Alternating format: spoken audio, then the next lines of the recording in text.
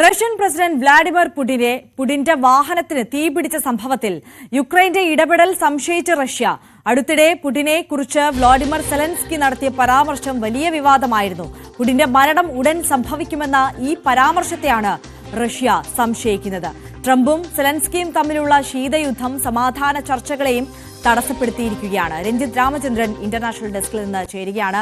രഞ്ജിത്ത്, കഴിഞ്ഞ ദിവസം പുറത്തു വന്ന ഒരു വാർത്തയാണ്. ആ ഘട്ടത്തിലും ഇതിനൊരു സ്ഥിരീകരണം ഉണ്ടായിരുന്നില്ല. പക്ഷേ ഇത്തരത്തിലൊരു ആക്രമണം നടന്നിരിക്കുന്നു എന്നുള്ളൊരു സ്ഥിരീകരണം തന്നെയാണോ റഷ്യ നൽകുന്നത്? അതേസമയം തന്നെ ഇത്തരത്തിൽ വ്ളാഡിമിർ സെലൻസ്കിയെയും യുക്രൈനെയും ഈ വിഷയത്തിൽ സംശയിക്കുകയാണെന്നുണ്ടെങ്കിൽ പുടിന്റെ ഭാഗത്തു നിന്നൊരു പ്രതികാര നടപടി ഉണ്ടാകുമെന്നുള്ള ആശങ്ക കൂടി നിലനിൽക്കുന്നില്ലേ? ആര്യ, ഈ വളരെ പ്രധാനപ്പെട്ട ഒരു സംഭവമാണ് റഷ്യയിൽ കഴിഞ്ഞ ദിവസം നടന്നത്.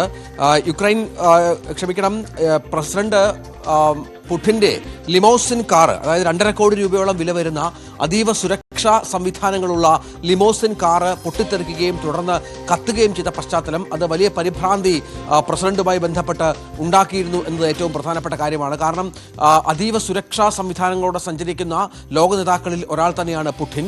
ഇങ്ങനത്തെ സംഭവം ഉണ്ടായതിന് പിന്നിൽ അട്ടിമറിയാണെന്നും അത് പുടിന് നേരെയുള്ള വധശ്രമമാണോ എന്നുള്ള വ്യാഖ്യാനം റഷ്യ നൽകിയിരുന്നു. ഇതിൽ അവർ പ്രധാനമായി ഇപ്പോൾ സംശയിക്കുന്നത് വ്ളാദിമിർ സെലൻസ്കിയാണ്. കാരണം ഈ യുദ്ധം അവസാനിക്കുന്നതുമായി ബന്ധപ്പെട്ട് പല ചർച്ചകൾ നടക്കുമ്പോഴും കഴിഞ്ഞ ദിവസം സെലൻസ്കി പറഞ്ഞ ഒരു പരാമർശമാണ് റഷ്യ ആയുധമാക്കുന്നത്. അദ്ദേഹം പറഞ്ഞത് പുടിൻ കൊല്ലപ്പെടുന്നതല്ലാതെ മറ്റൊരു മാർഗമില്ല ഈ യുദ്ധം അവസാനിക്കാൻ, അതായത് പുടിന്റെ മരണം മാത്രമാണ് ഈ യുദ്ധം അവസാനിക്കാൻ എന്ന ഒരു പരാമർശം സെലൻസ്കിയുടെ ഭാഗത്ത് നിന്ന് ഉണ്ടായിരുന്നു. ഇതിനെ തുടർന്നാണ് ഈ സംഭവം ഉണ്ടായത് എന്നുള്ള സംശയം മാത്രത്തിൽ റഷ്യയുടെ ഭാഗത്തുണ്ടാകുന്നുണ്ട്.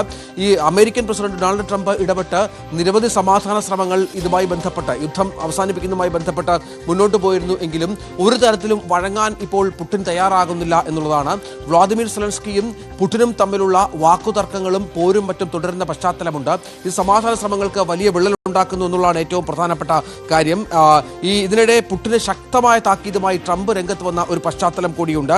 യുക്രൈൻ യുദ്ധം അവസാനിപ്പിക്കാനുള്ള ശ്രമങ്ങൾക്ക് റഷ്യൻ പ്രസിഡന്റ് തടസ്സം നിന്നാൽ 20 മുതൽ 50% വരെ എണ്ണ ഇറക്കുമതിക്ക് തീരുവ ചുമത്തും എന്നാണ് ഇപ്പോൾ ഡൊണാൾഡ് ട്രംപ് മുന്നോട്ട് വെച്ചിരിക്കുന്ന ഭീഷണി. ഇതെങ്ങനെ റഷ്യയെ സ്വാധീനിക്കുമെന്ന് കാത്തിരുന്ന് കാണണം. ഏതായാലും വ്ളാഡിമിർ സെലൻസ്കിയുടെ നേതൃത്വത്തെ പുടിൻ ചോദ്യം ചെയ്തുകൊണ്ടിരിക്കുന്ന കാര്യമൊക്കെ അമേരിക്കയെ വല്ലാതെ ചൊടിപ്പിക്കുന്നുണ്ട്. പക്ഷേ ഇതിനോടൊന്നും റഷ്യ പ്രതികരിച്ച പശ്ചാത്തലം കൂടിയില്ല.